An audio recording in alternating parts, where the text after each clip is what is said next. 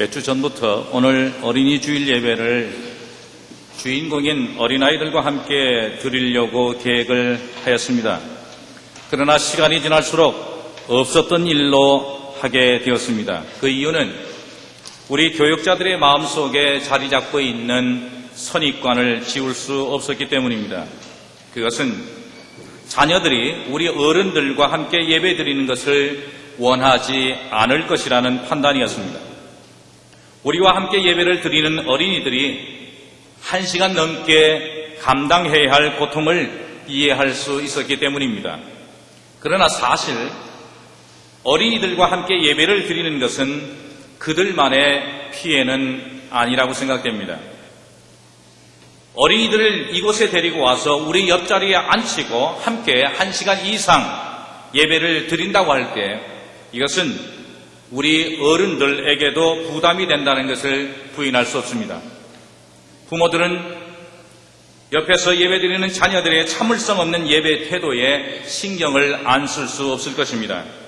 어떤 때는 마치 어린이 앞에 서 있는 교사처럼 우리의 모범적인 예배 태도를 예배 시작부터 마지막까지 줄곧 보여줘야 하는데 지쳐버리고 말 것입니다. 아마도 어린이들과 함께 예배를 드릴 때 가장 부담을 느끼는 사람은 저처럼 설교를 하는 사람일 것입니다. 생각해 보십시오. 조그마한 유치부 어린이들 앞에서 설교하는 것은 결코 쉬운 일이 아닙니다. 아무리 그들의 눈높이에 맞추어서 설교하기 위해 이 설교단을 버리고 저 밑으로 내려가서 그들이 깔고 앉아있는 플라스틱 색깔 의자를 무려 3개나 깔고 앉아서 설교를 한다 해도 역시 부담 가고 힘든 건 사실입니다. 그런데 어린이들과 함께 오랜 시간을 보낸다는 것은 우리의 인내를 시험하는 것 같이 느껴집니다. 어린아이가 어린애다운 말과 행동을 할 때 참 마음에 듭니다. 그런데 동시에 그 어린애다운 말과 행동이 때로는 우리를 가장 참기 힘들게 만들기도 합니다. 성경은 이렇게 말했습니다. 우리 어른들에게 어린아이처럼 되어라. 근데 사실 따지고 보면 이런 요구는 너무 쉽게 말할 수 있는 것이 아닙니다. 오히려 어린아이를 보고 야 너희들 어른처럼 되라. 어른들 흉내내라. 아마 이런 요구가 더 성취하기 쉬운 목표일 것입니다. 그래서 많은 경우에 우리는 어린아이들이 어른답게 행동하기를 기대하고 있는지 모릅니다. 우리 주변에서 그런 사실들을 많이 봅니다. 자신의 어린 자녀가 어른다운 행동이나 말을 할 때 그리고 어른들의 흉내를 곧잘 낼 때 매우 대견스러워하는 부모들을 발견하는 것은 이런 이유 때문인 것 같습니다. 어린아이와 함께 시간을 보내면 어린이처럼 되는 것이 우리에게 가장 즐거운 때가 될 수 있지만 동시에 그 시간이 점차 길어지기 시작하면 우리는 참기 힘듭니다. 그 시간이 점차 길어지면 우리의 아까운 시간을 허비하는 것 같은 어리석음에 빠지게 됩니다. 이런 점에서 어린아이들이 바쁘게 활동하는 예수님 가까이 자꾸 접근하는 것을 막은 것은 제자들 입장에서 볼 때 당연한 판단이었을 것입니다. 예수님 당시에 어머니가 자신의 아이를 랍비에게 데리고 와서 두 손을 얹어 축복을 받도록 한 것은 간습이었습니다. 이런 이유 때문에 어머니들은 귀에만 오면 랍비로 알려진 예수님 주위로 모여들었습니다. 그들 혼자 온 것이 아니라 자신의 자녀들을 몽땅 끌고 말입니다. 그러나 제자들은 어린아이들이 예수님에게로 가까이 오는 걸 볼 때마다 예수님 주위를 둘러싸고는 강력하게 막았습니다. 제자들은 어린이들이 예수님의 그 바쁜 스케줄에 방해가 된다고 생각했기 때문입니다. 어린아이들과의 만남이 예수님의 귀중한 사역에 시간 낭비를 불러일으킨다는 것입니다. 이런 생각은 비단 제자들의 생각만은 아닙니다. 이미 그 시대에 많은 사람들에게서 싹터 있던 생각이었습니다. 권위를 갖고 말씀을 증거하며 기적같이 병자를 치유하는 이런 일로 대중의 인기와 존경을 함께 받고 있던 예수님이 종종 문제거리의 사람들과 너무 많은 시간을 허비한다는 비난을 받고 있었습니다. 예수님에게 비난의 자료를 제공한 사람들은 세리들, 죄인들, 그리고 창녀들이었습니다. 그리고 정말 이해할 수 없게도 이런 불효 속에 어린아이들이 함께 포함되어 있었습니다. 그래서 제자들의 주장은 예수님이 그런 불효의 사람들보다는 적어도 중요한 인물들, 종교적인 지도자, 정치적인 지도자들, 경건한 사람들과 더 많은 시간을 보내야 한다는 것입니다. 그 이유는 그렇게 해야만 예수님의 사회적이고 정치적인 지위가 점차 확고해질 수 있다는 것입니다. 그래야만 예수님을 따르는 그 많은 대중들이 주는 비난을 피할 수 있기 때문입니다. 그러나 예수님은 자신의 지위를 한 번도 강화시키려고 한 적이 없습니다. 왜냐하면 그분은 자신을 가장 필요로 하는 사람들과 가능한 한 많은 시간을 함께 보내기를 원하시는 것이 하나님이 원하신 거였고, 그리고 그 하나님을 대신하여 하는 사역이라고 믿었기 때문입니다. 예수님을 위한 훌륭한 경호원들, 제자들은 가끔 유치한 생각을 했습니다. 본문보다도 한 장 앞에서 마가복음 9장에서 길을 걷는 중에 그들은 누가 우리 가운데 가장 높으냐? 누가 우리 가운데 가장 최고인가? 이 문제를 놓고 서로 논쟁을 하고 있었습니다. 이 부끄러운 사실을 아신 예수님은 자리를 잡고는 한 어린아이를 불러서 제자들 한가운데 세웠습니다. 그리고 자기 중심적인 제자들에게 실물 교육을 하셨습니다. 누가 최고인가? 이것은 우리 모두의 최대의 관심사입니다. 우리들도 누가 최고인가를 놓고 경쟁을 합니다. 누구의 팀이 최고인가? 누구의 옷이 가장 좋은가? 심지어 누구의 애완용 동물이 가장 아름다운가? 등등을 놓고 경쟁을 합니다. 또한 우리들은 모든 것을 비교하기를 좋아합니다. 우리가 받은 트로피를 다른 사람들 것과, 우리가 받은 성적을 다른 사람들 것과, 그리고 우리가 이뤄낸 실적들을 다른 사람들 것과 비교합니다. 그리고 심지어는 자기가 좋아하는 사람들을 서로 붙여놓고 누가 더 위대하냐고 비교까지 합니다. 이런 모든 경쟁과 비교 속에서 우리가 기대하는 것은 사실은 최고가 되려고 하는 것입니다. 최상이 되고 싶어 하는 것입니다. 그런데 우리들은 최고가 되려고 하는 것과 최선을 다하는 것 사이에 있는 차이를 모르고 있습니다. 정말 최고의 사람은 최고가 되려고 경쟁하며 비교하는 모든 제자들을 돌보며 그들을 사랑하는 분 예수님이십니다. 그분은 모든 것을 경쟁하고 비교하는 제자들에게 새로운 도전을 주셨습니다. 만일 너희들이 변화되어 어린아이같이 되지 않으면 결코 하나님 나라에 들어갈 수 없을 것이다. 하나님 나라에서 가장 큰 자는 시시콜콜한 문제들을 가지고 논쟁하거나 싸우는 제자들처럼 유치하고 미성숙한 사람이 아니라 어린아이 같이 겸손하고 신실한 마음을 가진 사람이란 말입니다. 그래서 예수님은 본문에서 또 하나의 실물 교육을 진행하고 있습니다. 어린아이들이 나에게 오도록 해라. 어린아이들이 나에게 오도록 만들어라. 그리고 그들이 자발적으로 나에게 오는 것을 막지 말라. 예수님은 항상 어린아이들을 환영하셨습니다. 그 이유는 아주 단순합니다. 어린이들을 사랑하셨기 때문입니다.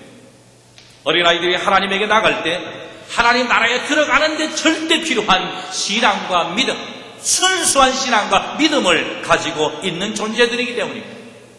예수님은 하나님의 나라가 오직 어린아이들만의 것이라고는 말하지 않았습니다.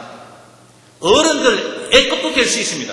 그런데 어른들에게는 어린아이 같이 하나님을 전적으로 의지하는 태도가 필요하다는 것을 말씀하신 겁니다. 우리가 어린아이들을 예수님에게 소개하는 것 참 중요합니다. 종교교육을 받게 만드는 환경을 만드는 것 참 중요합니다. 그런데 이거보다 더 중요한 것은 우리가 예수님에게 다가갈 때 먼저 스스로 어린아이같이 말씀을 받아들이고 믿고 의지하는 태도를 가져야 한다는 것입니다. 이런 변화가 먼저 어린아이들을 인도하기 전에 일어나야 된다는 것입니다.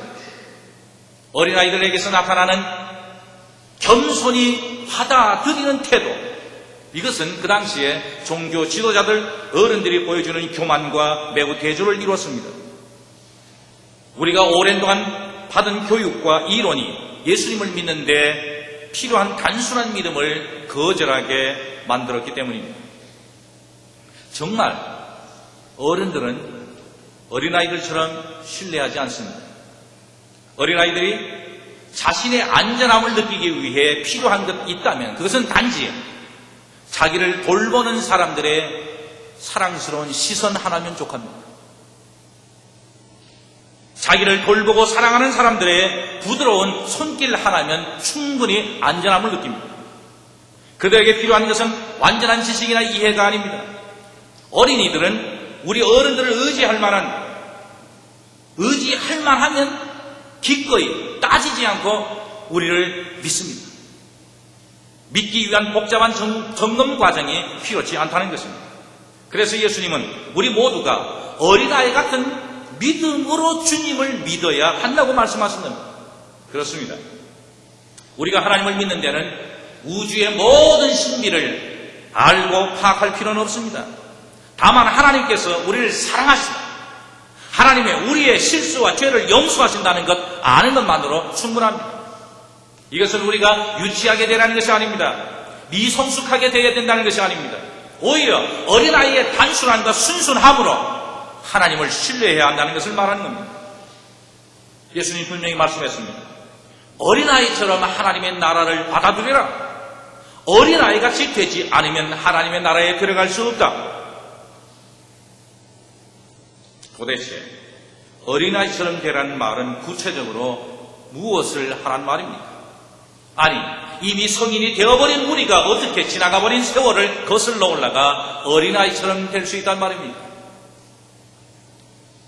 어린아이처럼 되려면 무엇보다 어린아이처럼 보아야 합니다. 그들이 가지고 있는 관점, 그들이 소유하고 있는 눈으로부터 접근해 가야 됩니다.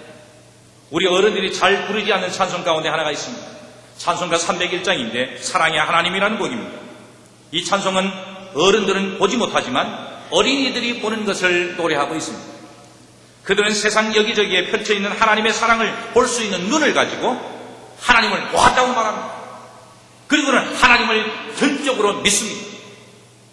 그들이 보는 하나님의 사랑은 이렇습니다. 찬송은 이렇게 말합니다. 어린아이는 보고 알 수 있어요.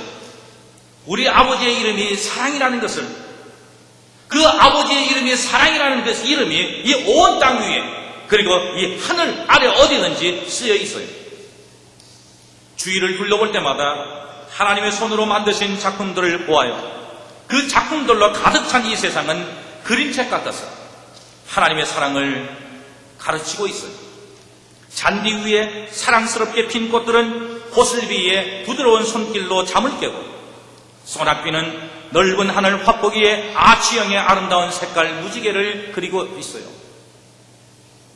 밤에도 쉬지 않고 하늘의 모든 별들을 깨워 푸른 밤하늘을 환하게 비추어 나에게 하나님의 사랑을 속삭이지.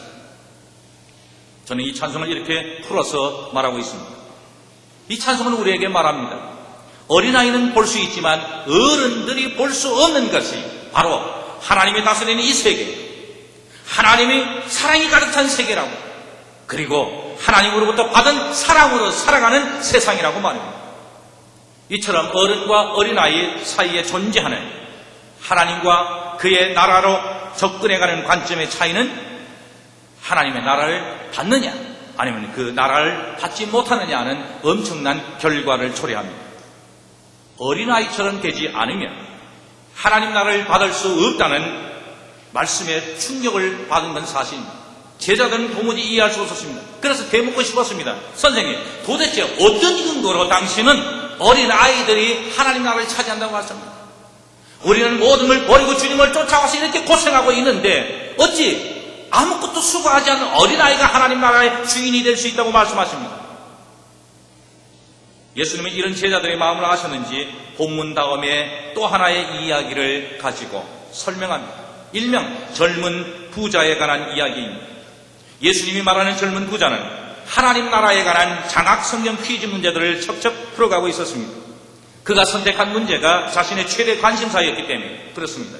어떻게 하면 영생을 얻을까? 다시 말하면 어떻게 하면 하나님 나라에 들어갈 수 있을까? 이것이 그의 관심사였습니다.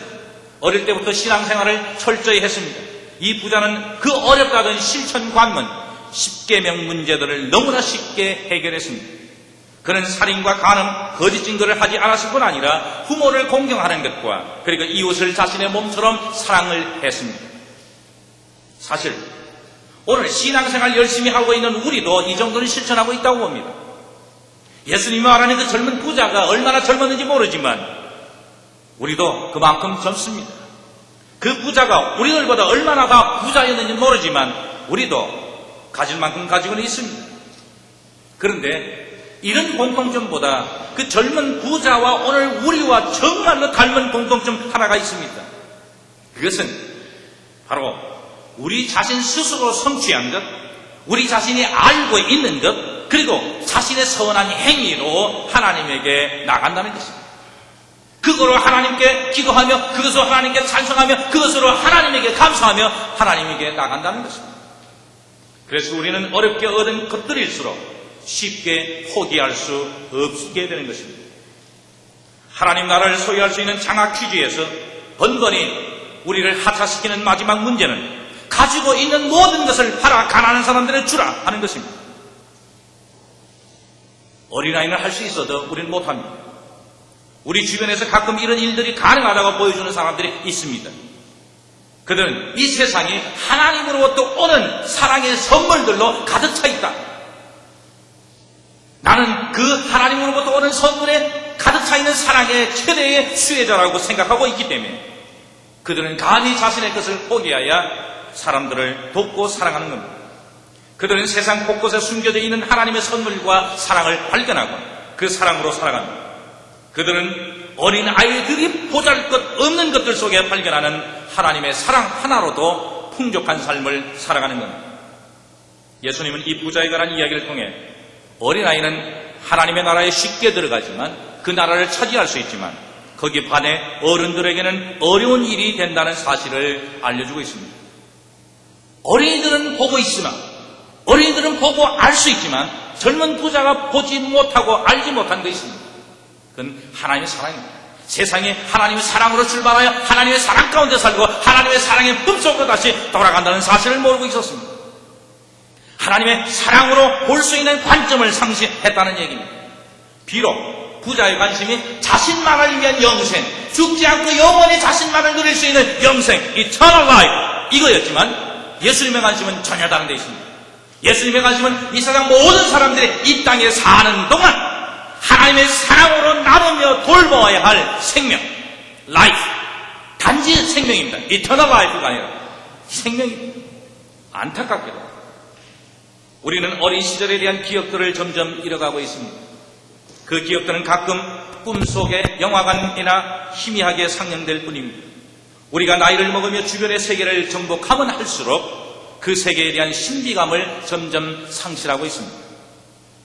꽃, 나무, 동물, 다른 사람들뿐만 아니라 하나님에 대해서까지도 우리가 가지고 있는 주된 관심은 어떻게 하면 그 모든 것들을 우리의 이익을 위하여 사용할 수 있을까? 이것입니다. 그 존재에 대한 가치를 받아들이는 것이 아닙니다. 그 존재 자체를 사랑하는 것이 아니었습니다. 우리는 이 지구상에 하나님이 만드신 다양한 생명들에 어떻게 겸손하게 받아들이며 복종해야 되는지를 까맣게 잊어버리고 있습니다. 우리는 이 지구상에서 가장 악한 소비자들로 전락되고 있습니다. 마치 모든 것이 내 것이냐, 하나님의 창조의 세계를 꿀꺽 삼켜버리고는 도둑놈처럼 그 씨앗들을 아무 데서나 뱉어버리고 있습니다. 이 지구는 멍들고 있습니다. 왜 이렇게 되었을까요? 예수님의 말씀처럼 간단히 대답하면 어린아이처럼 되지 않기 때문입니다. 어른이 되었다는 것은 단지 어린아이들을 벗었다는 것이 아닙니다. 어린아이처럼 될 수 있다는 것입니다. 어린아이처럼 자유롭게 상상하며 세계를 사랑하는 마음으로 보지 못하고 있는 것은 안타까운 일입니다. 모두가 다 상상을 가지고 태어납니다. 그러나 어린아이일수록 예술의 거장이라는 사실을 부인할 수 없습니다. 아마도 그 이유는 그들의 신선한 생각이 아직도 실체, 눈에 보이는 것에 따라서 제한을 받는 우리들과 다르기 때문일 것입니다. 그들은 깜깜한 밤하늘에 빛나는 별들을 바라볼 때 커다란 검은 천에 구멍들이 뻥뻥 난 것으로 봅니다. 그들이 화장실을 청소하는 봉골레를 손에 들고 타올을 어깨에 두르면 고급 족제비 토롯을 두른 왕족이 되고 납니다. 그들은 고목이 된 잣나무가 흉하게 땅 위로 드러낸 뿌리들을 가지고 문명 생활을 할 수 있습니다. 땅에 떨어진 잡들을 주워서 돈으로 사용하고 떨어져 흩어져 있는 가지들을 모아서 울타리를 만들고 그리고 물만 조금 부으면 아름다운 호수를 만들 수 있습니다. 이처럼 어린아이들이 지닌 비밀은 그들이 모든 감각을 활용하여 자연스럽게 하나님의 사랑의 눈으로 본다는 것입니다. 어린아이들은 주위 세계를 볼거리로 지나쳐가지 않습니다. 그들은 주위 세계를 단순히 펼쳐진 배경으로 보려고 배우지 않았습니다. 그들은 그 세계에 깊이 빠졌습니다. 눈으로 색칠을 하고 귀로 소리를 들으며 손가락으로도 참새를 때리는 아픔을 느낄 수 있습니다. 코로 냄새를 맡아서 어둠 속에서도 계곡을 찾아갑니다. 믿고 말입니다. 하나님 만드신 모든 걸 믿고 말입니다. 그들이 만드는 아름다운 세계에는 날카로운 구분이 있지 않습니다. 무엇이 나에게 이익이 되고 되지 않은가, 무엇이 나에게 좋고 나쁜가, 이런 구분이 없다는 얘기입니다. 그들은 그저 잔디가 옷감일 뿐 아니라 물감으로 보이는 세상입니다. 비도 그들에게는 온도계가 되어서 감기 들 것인가 안 들 것인가를 알게 만듭니다. 맛있는 세상으로 살게 만듭니다. 그리고 태양의 소리가 정오에는 전혀 들리지 않는 세상에서 어린아이들의 상상은 상세한 감각을 발전시켜갑니다. 어린아이들, 그들이 가지고 있는 비밀은 어른들처럼 어떤 것들이 무엇이다, 그것이 어떻게 될 것이다 미리 생각하지 않습니다.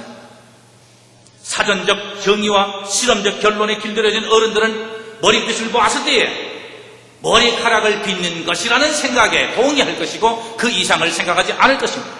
그러나 어린아이들은 머리카락 빗을 가지고 그렇게 제한된 생각으로 끝내지 않습니다. 그들은 머리빗이 옆으로 누이어서 허리에 차여지면 멋있는 소리를 내는 기타 같은 악기가 됩니다. 모래사장에 가서 숨겨진 바다 조각 껍질을 걸러내는 모래채로 만들 수 있습니다. 같이 있는 강아지 친구의 가려운 등을 긁어주는 효자손으로도 사용할 수 있습니다. 그리고 개미들을 모아놓고 달리기 경주를 시킬 때 그들에게 필요한 여러 개의 경주줄을 만들 수 있습니다. 어른들은 돈이 최고입니다. 그리고 그 돈으로 무엇을 할 수 있습니까?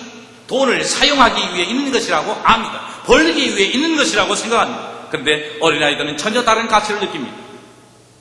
어린이들은 지폐보다도 동전을 더 좋아합니다. 그리고 그 동전을 우리처럼 깊숙한 곳에 넣어서 감추지 않습니다. 조그마한 고사리 손, 조금만 실수하면 던져지고 없어질 수 있는 그 손 안에 꼭 쥐고 다닐 뿐입니다. 그들에게는 얼마나 많은 동전을 가지고 있느냐가 더 중요합니다. 지폐를 가진 돈의 전체 액수보다도 더 중요하단 말입니다.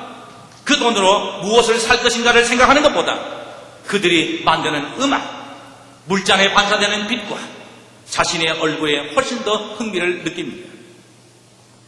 그러므로 어린아이처럼 되라고 하는 것은 이처럼 하나님의 세계가 놀라움으로 가득 차 있음을 다시 보라는 것입니다. 그리고 배우라는 것입니다. 그 속에 가득 차는 하나님의 사랑의 선물을 보고 그 선물로 살라는 것입니다. 그 세계 안에 있는 모든 것들이 단순히 두 눈에 보이는 대로 있는 것이 아니라는 것을 깨달으라는 것입니다. 그 이유는 모든 것이 하나님의 사랑이라는 끝없는 활용과 의미로 포장되어 있기 때문입니다. 그 세계 속에 들어가기 위해 어른들이 먼저 해야 될 것은 모든 것이 무엇이며 무엇을 위한 것이려 우리가 알고 있는 대로 사전적인 정의나 실험적 결과에 의한 이미 알고 있는 그 확실성, 그래서 알고 있다는 그 교만을 포기해야 하는 것입니다. 어른들이 해야 할 모든 것은 어떤 것도 미리 추측하면 안 되겠습니다. 하나님 만드신 이 아름다운 세상을 경이로움으로 받아들입니다. 그 모든 창조물을 하나님의 선물들로 주어진 것을 겸손하게 받아들입니다. 겸손하게 사용하는 것입니다. 그렇게 다시 시작해야 됩니다. 이처럼 어린아이처럼 되라는 것은 우리가 어릴 때 알고 있다가 잊어버린 것을 재발견하라는 것입니다. 사랑하는 성도 여러분, 우리는 다시 또 하나의 회심이 필요합니다. 긴 신앙의 여정 가운데서 하나님이 부르시는 그 나라에, 그 하늘나라에 가기까지 우리는 또 한 번 이미 한번 회심해야 예수 그리스도를 내 구주로 믿었지만 우리는 또 한 번 회심해야 됩니다. 그것은 세상을 2번 보는 것입니다. 한 번 보고 끝나지 말고, 한 번 눈으로 본 것으로 결론 내지 말고, 한 번 눈으로 본 것으로 다 안다고 교만하지 말고, 보이지 않는 또 다른 하나님의 세계, 하나님의 오묘하고 신비로운 그 세계, 하나님의 사랑에 뭉쳐져 있는 그 세계를 다시 바라보며 겸손해 살아가야 됩니다.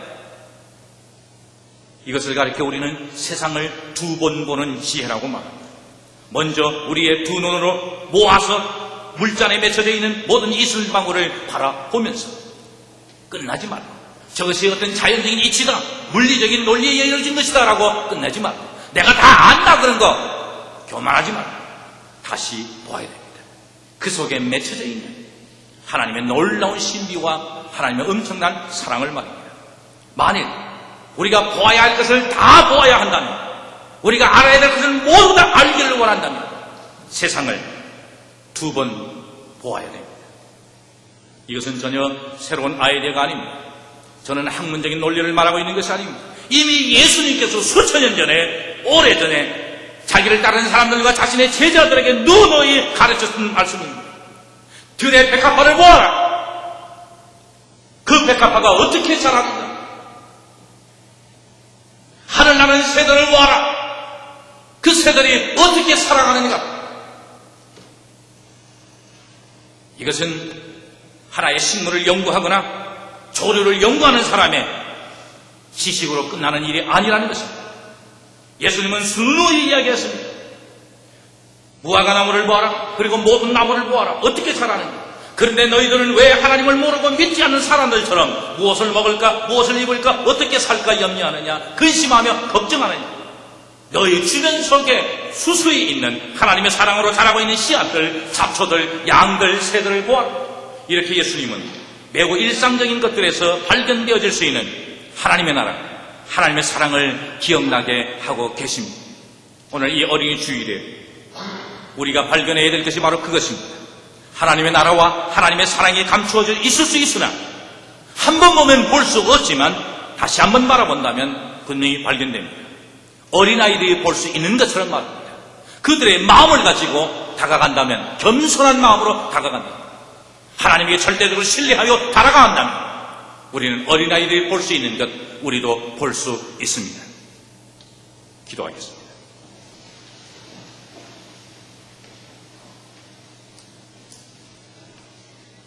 이 어린이 주일에 전 여러분들과 함께 왜 잊어버렸는가?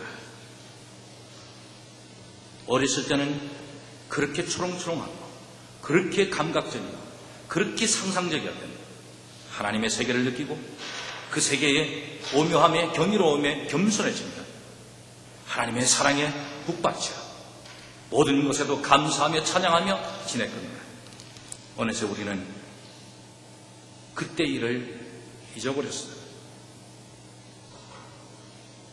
그나마 다행인 것은 우리 주위에, 우리 가정 속에 잊어버렸던 그때의 생각을 되살아나고 어린아이들을 주셨다는 것입니다.